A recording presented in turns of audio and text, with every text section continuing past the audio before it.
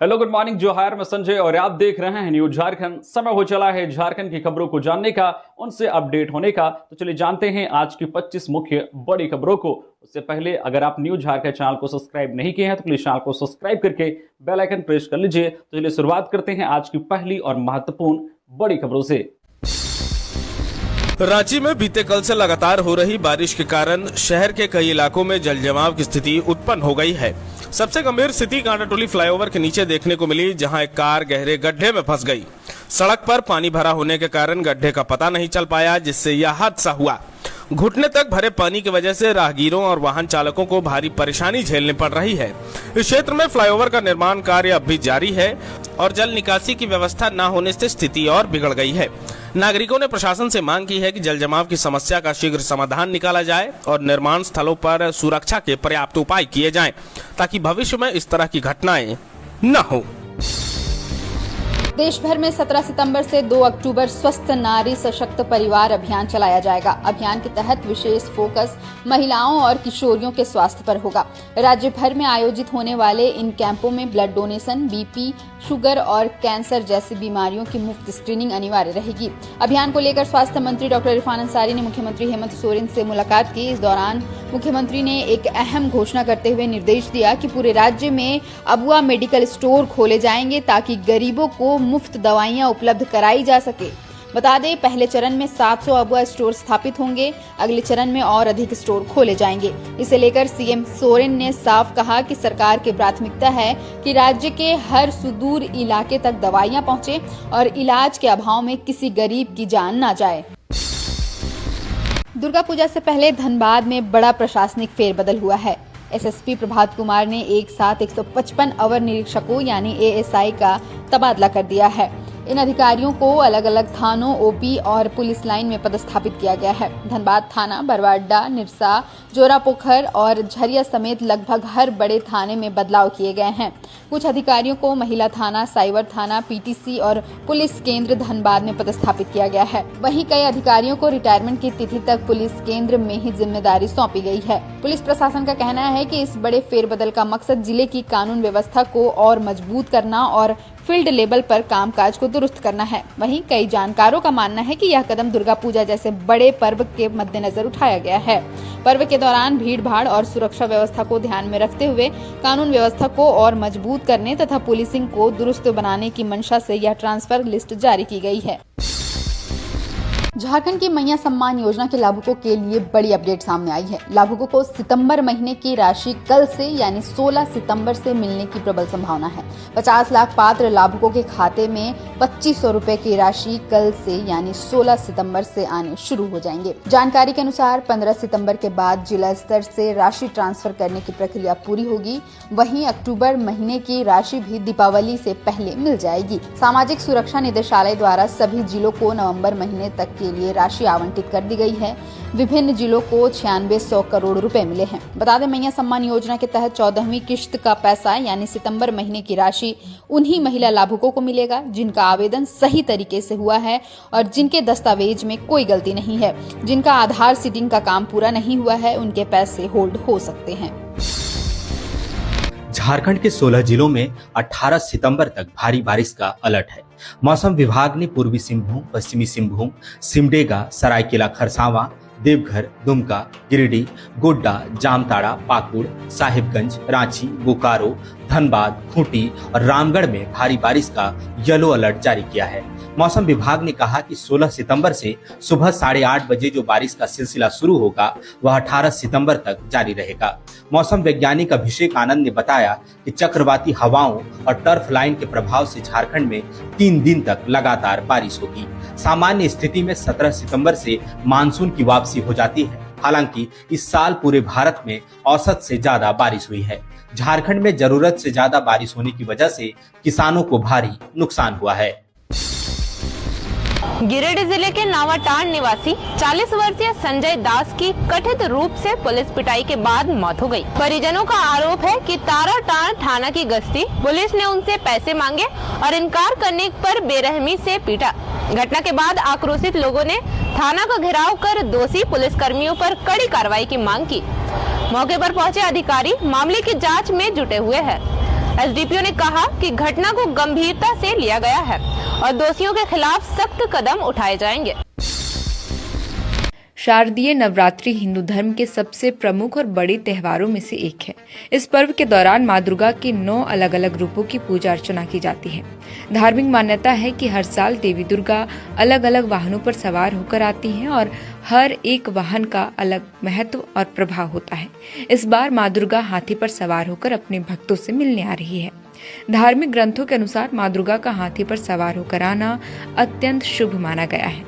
हिंदू धर्म में हाथी को ऐश्वर्य, शांति और समृद्धि का प्रतीक माना जाता है। यह विश्वास है कि जब मां दुर्गा हाथी पर सवार होकर आती हैं, तो मौसम अनुकूल रहता है, अन्न धान्य की वृद्धि होती है और कृषि क्षेत्र में प्रगति देखने को मिलती है। चारों ओर सुख समृद्धि का वातावरण बना रहता है। भक्तों के लिए यह सुख और संपन्नता का संकेत माना जाता है। गौरतलब है कि इस वर्ष नवरात्र की शुरुआत 22 सितंबर यानी सोमवार से हो रही है और इसका समापन 2 अक्टूबर 2025 को विजयादशमी के साथ होगा। झारखंड में आज भारी बारिश का अलर्ट है। मौसम विभाग ने जानकारी दी है कि अगले 24 घंटे में रांची, गिरिडीह, लोहरदगा, पलामू और गढ़वा में भारी बारिश होगी। इन जिलों में येलो अलर्ट जारी किया गया है। हजारीबाग, कोडरमा, चतरा और लातेहार जिले में भारी बारिश का ऑरेंज अलर्ट जारी किया गया है। ये सिलसिला 18 सितंबर तक चलेगा। पिछले 24 घंटे में भी झारखंड में अच्छी बारिश हुई है। दुमका में सर्वाधिक 152 मिलीमीटर बारिश रिकॉर्ड की गई। मौसम विभाग ने जानकारी दी है कि पूर्वी बिहार में बने साइक्लोनिक सर्कुलेशन की वजह से झारखंड में बारिश हो रही है। इस सिस्टम की वजह से बिहार की सीमा से जुड़े झारखंड के जिलों में अगले 3 दिन तक भारी बारिश होगी। तापमान में भी अधिकतम 4 डिग्री की गिरावट आएगी। मौसम वैज्ञानिक अभिषेक आनंद ने बताया कि झारखंड में मानसून पूरी तरह से एक्टिव है। झारखंड के मुख्यमंत्री हेमंत सोरेन ने सोमवार को झारखंड पेशा नियमावली को लेकर अपने आवासीय कार्यालय में एक उच्च स्तरीय बैठक की। इस बैठक में राज्य के अनुसूचित क्षेत्रों में ग्राम सभाओं को मिलने वाले अधिकार, शक्तियों और जिम्मेदारियों से जुड़े विभिन्न विषयों पर विस्तार से चर्चा हुई। सीएम हेमंत ने अधिकारियों को निर्देश देते हुए कहा कि पेशा कानून इस तरीके से लागू होनी चाहिए कि राज्य के अनुसूचित क्षेत्रों में स्थानीय स्वशासन की परंपरा मजबूत बने। हेमंत ने कहा कि इसके जरिए न केवल ग्राम सभाओं की भूमिका सशक्त होगी, बल्कि आदिवासी एवं जनजातीय समुदायों का सामाजिक और आर्थिक उत्थान भी होगा। सीएम ने ये भी स्पष्ट किया कि पेशा कानून को जमीनी स्तर पर लागू करते समय इस बात का विशेष ध्यान रखा जाए कि पारंपरिक व्यवस्था और स्थानीय संस्कृति को और मजबूती प्रदान हो।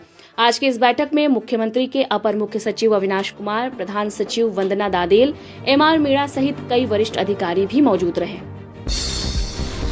आज झारखंड का मौसम थोड़ा बदलता हुआ नजर आएगा। सुबह लगभग 24 डिग्री सेल्सियस के आसपास हल्की ठंडक रहेगी और दोपहर तक तापमान बढ़कर करीब 29 डिग्री तक पहुंच जाएगा, लेकिन तेज धूप नहीं निकलेगी क्योंकि बादलों का असर बना रहेगा। शाम होते होते मौसम अचानक करवट ले सकता है और गरज चमक के साथ जोरदार बारिश होने की संभावना है। साथ ही हवाएं भी तेज चल सकती हैं। रात में भी बादल छाए रहेंगे और कहीं कहीं हल्की बूंदाबांदी हो सकती है। इसलिए अगर आप बाहर निकलने वाले हैं तो छाता या रेनकोट साथ रखना मत भूलिएगा। कुर्मी समुदाय को एसटी सूची में शामिल करने की मांग के विरोध में आदिवासी संगठन 20 सितंबर को राजभवन के सामने धरना प्रदर्शन करेंगे। केंद्रीय धुमकुड़िया करमटोली में आदिवासी संगठनों ने यह जानकारी दी।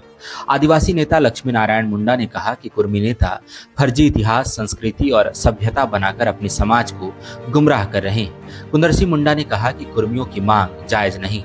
फूलचंद तिर्की ने कहा कि यदि कुर्मियों ने रेल टेका किया तो आदिवासी समाज राजभवन टेका करेगा। निरंजना हिरेंज ने कहा कि यदि केंद्र सरकार ने कुर्मियों के रेल टेका का समर्थन किया और उनके खिलाफ कार्रवाई नहीं की तो आदिवासी आंदोलन करेंगे। गौरतलब है कि लंबे समय से कुर्मी समुदाय को झारखंड में एसटी सूची में शामिल करने की मांग की जा रही है। उनका तर्क है कि 1931 की जनगणना तक उनका समुदाय एसटी सूची में ही शामिल था। पूर्व मुख्यमंत्री अर्जुन मुंडा भी किसी समय कुर्मियों को एसटी सूची में शामिल करने की अनुशंसा कर चुके हैं। कई लोग ऐसा मानते हैं कि कुर्मियों की मांग को ध्यानपूर्वक सुनना चाहिए, तो वहीं कई मानते हैं कि इससे गैर जरूरी टकराव पैदा होगा। एनआईए ने धनबाद के बासीपुर में बड़ी कार्रवाई की। अधिकारियों ने शाहबाज अंसारी नाम के युवक के घर पर छापा मारा। प्रारंभिक जानकारी के मुताबिक शाहबाज गोविंदपुर सीओ ऑफिस में काम करता है। बताया जा रहा है कि मनी लॉन्ड्रिंग और टेरर फंडिंग केस में यह कार्रवाई हो रही। अधिकारी नोट गिनने वाली मशीन भी लाए हैं। झारखंड पुलिस की सहायता से एनआईए के अधिकारी शहबाज अंसारी के घर पर सघन तलाशी अभियान चला रहे हैं। एनआईए की ये टीम उत्तर प्रदेश से आई है। अधिकारियों ने कार्रवाई की डिटेल देने से इनकार किया है। छापेमारी खत्म होने के बाद विस्तृत जानकारी दी जा सकती है। झारखंड पुलिस मुख्यालय के डेटा सेंटर में बीते सोमवार देर रात आग लग गई, जिससे दफ्तर में रखी कई कंप्यूटर जलकर खाक हो गए। इधर आग लगने की सूचना मिलते ही फायर ब्रिगेड की टीम मौके पर पहुंची और कड़ी मशक्कत के बाद आग पर काबू पाया। बता दें कि रांची के धुरवा स्थित झारखंड पुलिस मुख्यालय के डेटा सेंटर में डेवलपमेंट सेक्शन में बीते सोमवार को अचानक आग लग गई। आग लगने से मुख्यालय में अफरा तफरी मच गई। इससे पहले कि कोई कुछ समझ पाता, आग ने डेवलपमेंट सेक्शन के कई कंप्यूटर को अपनी चपेट में ले लिया। बताया जा रहा है कि इस आग लगी में 13 से अधिक कंप्यूटर जलकर खाक हो गए। पुलिस मुख्यालय के गार्ड्स और डेटा सेंटर के कर्मियों ने फायर ब्रिगेड को घटना की जानकारी दी, जिसके बाद दमकल वाहन मौके पर पहुंची और कुछ ही देर में आग पर काबू पा लिया। झारखंड पुलिस मुख्यालय से मिली जानकारी के अनुसार डेवलपमेंट सेक्शन में झारखंड पुलिस की वेबसाइट पर अपलोड के अलावा कई तरह के काम किए जाते हैं। 13 से अधिक कंप्यूटर जल जाने की वजह से यह काम फिलहाल प्रभावित हुआ है। पुलिस मुख्यालय के कुछ कर्मियों ने बताया कि गनीमत थी कि आग डेटा सेंटर के पहले माले तक नहीं पहुंची, वरना काफी ज्यादा नुकसान हो जाता। झारखंड पुलिस के डेटा सेंटर में प्राइवेट कर्मियों के अलावा वायरलेस में तैनात पुलिसकर्मी भी ड्यूटी देते हैं। झारखंड में एसआईआर की प्रक्रिया शुरू होने वाली है। एसआईआर की घोषणा के बाद झारखंड के राजनीतिक गलियारों में हलचल तेज हो गई है। झारखंड सरकार के स्वास्थ्य मंत्री डॉक्टर इरफान अंसारी ने इस मुद्दे पर एक बार तीखी प्रतिक्रिया देते हुए कहा है कि झारखंड में एसआईआर लागू नहीं होने देंगे और भाजपा पर अनाप शनाप बयानबाजी का भी आरोप लगाया। मंत्री ने मीडिया को भी आड़े हाथे लेते हुए कहा कि अगर एसआईआर लागू हुआ तो मीडिया वालों पर भी गाज गिरेगी। उन्होंने कहा कि आप लोग लंदन चले जाएंगे और साथ में मीडिया से राहुल गांधी का समर्थन करने की भी बात कही। स्वास्थ्य मंत्री ने बिहार का उदाहरण देते हुए कहा कि वहां 65 लाख लोगों का नाम काट दिया गया। क्या वो लोग वोट देने के अधिकारी नहीं है? आपको किसने पावर दिया कि आप यहां झारखंड में एसआईआर लागू कीजिएगा? है हिम्मत? मंत्री ने कहा कि वे विकास की बात करते हैं, जबकि विरोधी नाम काटने की बात करते हैं। उन्होंने दोहराया कि ये झारखंड है और यहाँ ऐसा बिल्कुल भी नहीं चलने वाला है।